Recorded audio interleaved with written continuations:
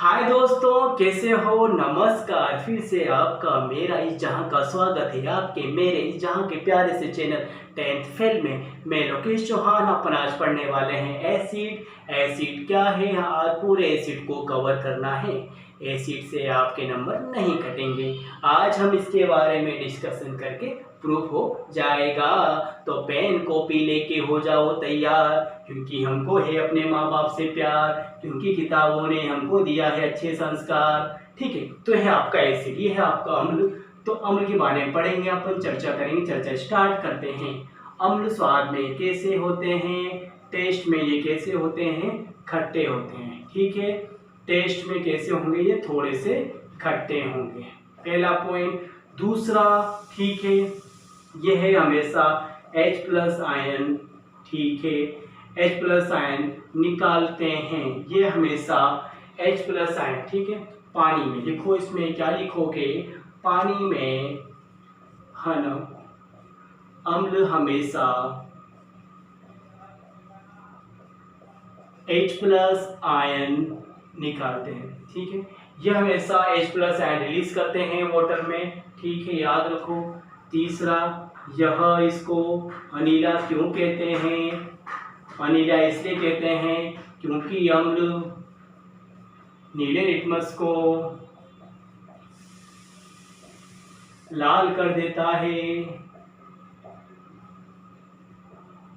ठीक है, तो यहां पर अम्ल नीले लिटमस को लाल कर देता है, तो शॉर्ट ट्रिक है अनीला।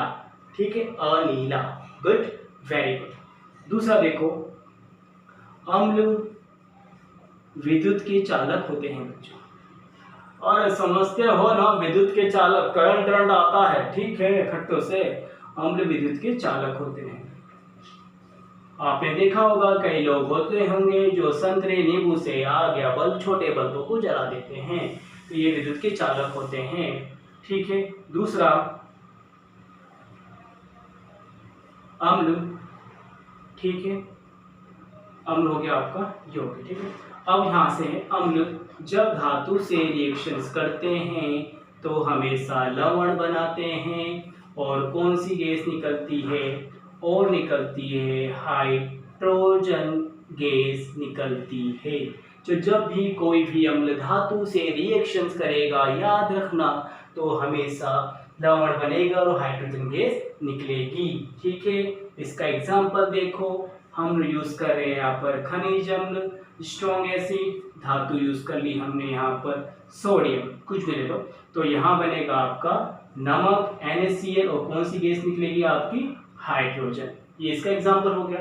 तो यहाँ पर हमने क्या देखा, कोई भी एसिड होगा वो जब भी आपका धातु से रिएक्शंस करेगा तो हमेशा नमक और क्या बनेगा, हाइड्रोजन गैस। नेक्स्ट पॉइंट है आपका कि जब कोई भी अम्ल, ठीक है, अम्ल हो गया, धातु से रिएक्शंस कर चुके हैं। जब कोई अम्ल, यहां पर देखो, धातु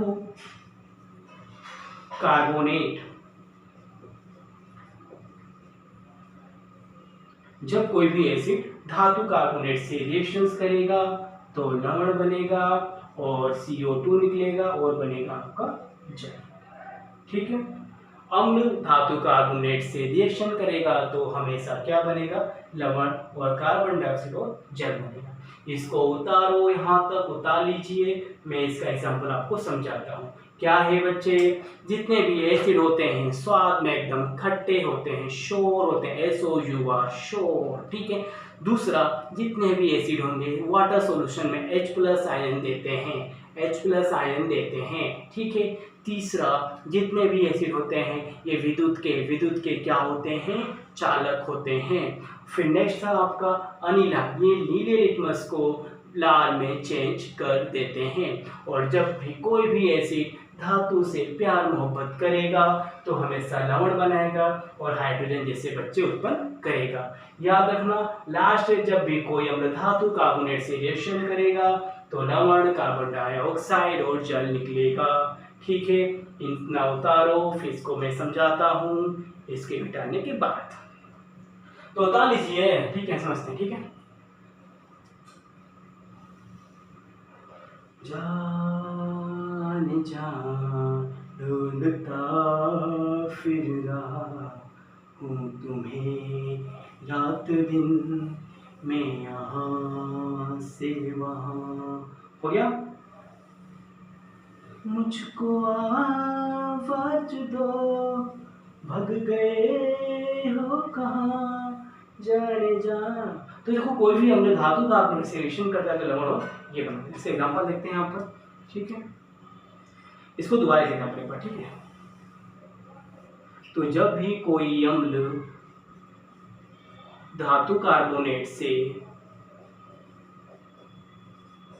प्यार मोहब्बत करोगे तो क्या बनाओगे बच्चा, तो ये लवण बनेगा और कार्बन डाइऑक्साइड गैस निकलेगी और लास्ट में जल प्राप्त होगा, ठीक है।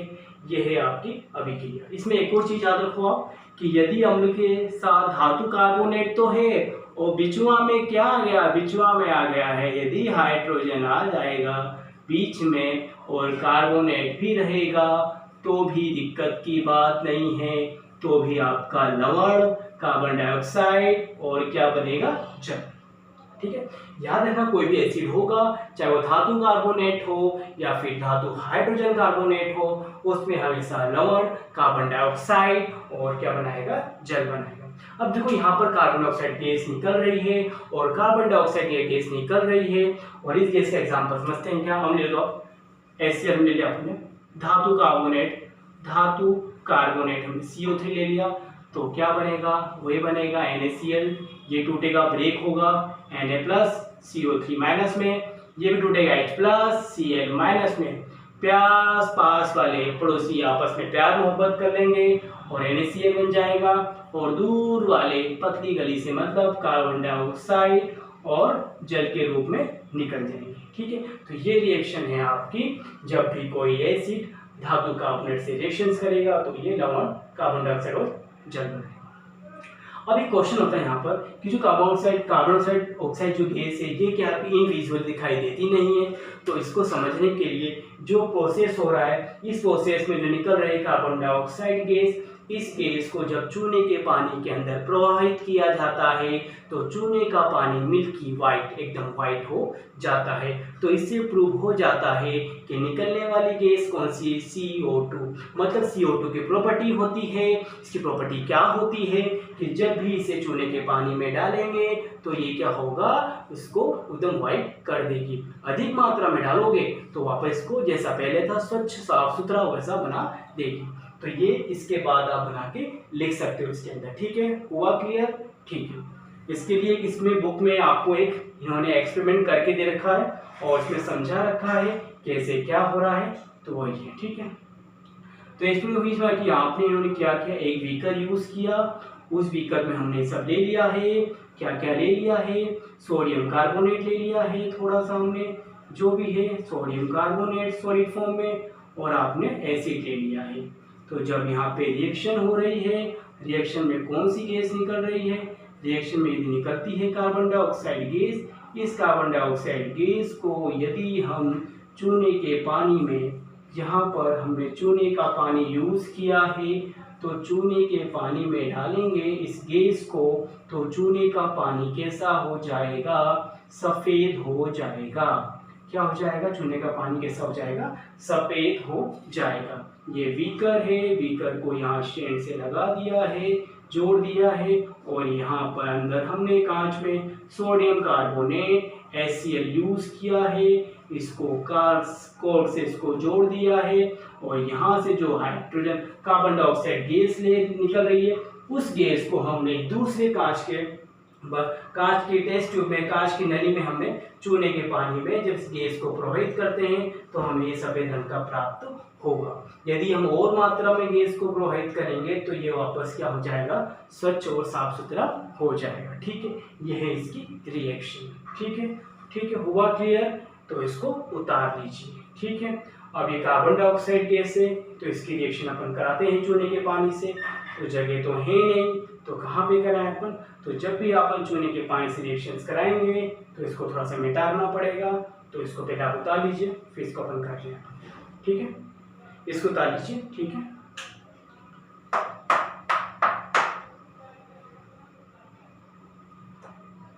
हो गया, चलिए।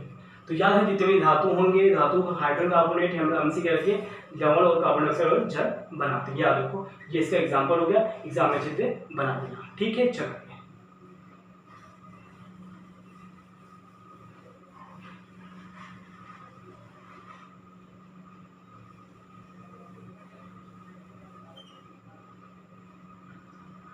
चले अब नेक्स्ट टॉपिक यहाँ पे क्या ये तो हो गया आपका,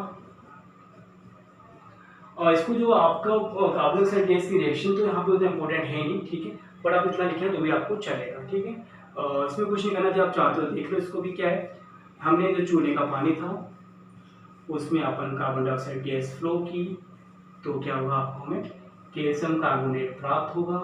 ठीक है, कैल्शियम कार्बोनेट आपको मिलेगा इसके अंदर, और क्या होगा इसके अंदर आपका वाटर होगा। ठीक है, ये हो जाएगा। तो ये एकदम सफेद रंग का होता है, पता ही आपको ये। ठीक है, तो ये सफेद रंग का अवशेष प्राप्त हो जाएगा। ठीक है, ये तीन रिएक्शन थी आपकी, तो इसको चारों लिखो या मत लिखो कोई बात नहीं, बट आपको इतना याद होना चाहिए जब भी कोई हमें धातु कार्बन से क्रिया करेगा तो ये लवण और कार्बन डाइऑक्साइड बनाएगा। ठीक है, तो इसको तो अभी रहने दीजिए। ठीक है, आगे नेक्स्ट पॉइंट है आपका, ठीक है, कि जब भी कोई अम्ल, ठीक है, धातु कार्बोनेट हो गया अपना, ठीक है, हाइड्रोजन। अब नेक्स्ट अपना जब भी कोई अम्ल अम्ल अम्ल क्षार के साथ क्रिया करेगा तो क्या बनाएगा, लवण और जल। तो यहाँ पे ये आपका है ना अम्ल है, और ये आपका प्रबल क्षार है, तो क्या बनेगा आपका ये बनेगा, और इस अभिक्रिया में लवण जल बनता है। ठीक है, इस कारण इसको बोलते हैं उदासीनीकरण अभिक्रिया, न्यूट्रलाइजेशन अभिक्रिया। ठीक है बच्चों, क्या बोलोगे, जब भी कोई अम्ल क्षार के साथ क्रिया करेगा तो हमेशा लवण और जल बनाएगा, यह अभिक्रिया क्या होगी, उदासीनीकरण होगी। ठीक है, फिर नेक्स्ट देखो, जब भी कोई अम्ल धातु ऑक्साइड के साथ क्रिया करे, ठीक है, तो भी क्या बनाएगा आपका लवण और जल। ठीक है, जैसे यहाँ पे कोई अम्ल लो HCl, धातु कोई भी सी ले लो, पीछे और जोड़ दो। ठीक है, तो क्या बनेगा आपका, देखो लवण बना दो, जिंक क्लोराइड बन जाएगा, और कौन सी, और जल निकल जाएगा। ठीक है, ये भी हो गया। एक और देखो लास्ट, जब भी कोई अम्ल, जब भी कोई लड़की देखो मेरा दिल ये डोले डोले, अम्ल धातु हाइड्रोक्साइड के साथ, ठीक है, रिएक्शंस करेगा तो भी क्या बनाएगा, लवण और जल। ठीक है, तो यहाँ पे अम्ल लो और सोडियम हाइड्रोक्साइड के साथ क्रिया करा रहे हो, ठीक है, तो भी क्या बनेगा आपका लवण और जल बनेगा। ठीक है, ये देखो, तो यहाँ पर कुछ भी मांगे लो सब कुछ सेम है ना, धातु हाइड्रोक्साइड। ठीक है, धातु हाइड्रोक्साइड। तो हमने क्या देखा, जितने भी यहाँ पर देखा हमने कि जब भी कोई अम्ल क्षार से क्रिया कर रहा है तो लवण और जल बन रहा है। ठीक है, जब भी कोई अम्ल धातु ऑक्साइड से क्रिया है तो भी आपका लवण जल बन रहा है, जब अम्ल धातु हाइड्रोक्साइड से क्रिया है तो भी आपका लवण जल बन रहा है। इससे यह सिद्ध होता है कि ये तीनों ही अभिक्रिया कौन सी है, उदासीनीकरण अभिक्रिया। तीनों ही रिएक्शन यहाँ पे क्या है, न्यूट्रलाइजेशन रिएक्शन है। क्यों है बच्चों, क्योंकि तीनों ही उत्पाद सेम बन रहा है। तो इससे यह निकलता है निष्कर्ष कि धातु ऑक्साइड हो या धातु हाइड्रोक्साइड दोनों क्षारीय प्रकृति के होते हैं। याद होगा दोनों ही क्षारीय प्रकृति के हैं, इसलिए इनका उत्पाद भी यहाँ पर सेम होगा। ठीक है, तो ये है अम्ल की रिएक्शंस। इन रिएक्शंस को आप याद कर लोगे तो नंबर आपके कहीं नहीं कटेंगे। ठीक है, अब चलते हैं अपना, इसको उतार दीजिए। फिर अपना लास्ट टॉपिक है strong acid and weak base. ठीक है, चलिए रफ करते हैं। चलो यहाँ से क्वेश्चन बनेंगे आपके, या तो एग्जाम में फिलअप्स आएंगे, यदि बात करते हैं तो एग्जाम फिलअप्स आ सकते हैं आपके, ये एकदम में क्वेश्चन बनेंगे। ठीक है, चलो आगे चलते चलते मेरे ये गीत। अब यहाँ देखो, जो एसिड है, एसिड को डिवाइड कर रखा है दो भागों में। एक एसिड होते हैं आपके खनिज अम्ल होते हैं, जिसको बोलते हैं यहाँ पर स्ट्रॉन्ग एसिड। क्या बोलते हैं इसको, स्ट्रॉन्ग एसिड। इसका एक और नाम है प्रबल अम्ल। और एक होते हैं आपके कार्बोनिक अम्ल, जो हमें प्रकृति से प्राप्त होते हैं, सॉरी जो कार्बनिक अम्ल होते हैं आपके, ठीक है, ये होते हैं आपके दुर्बल अम्ल। क्या होते हैं?